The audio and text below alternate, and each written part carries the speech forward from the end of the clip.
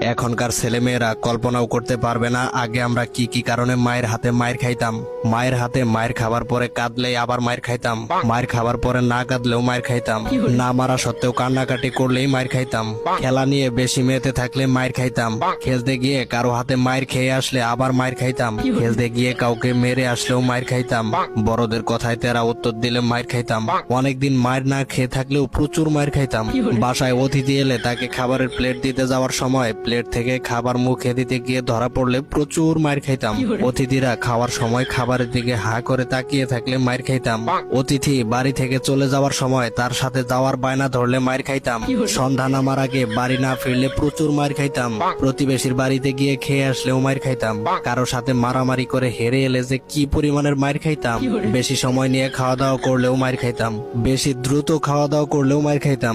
সকালে ঘুম থেকে উঠতে না চাইলেও মায়ের খাইতাম। রাতে ঘুমাতে দেরি করলে মায়ের খাইতাম।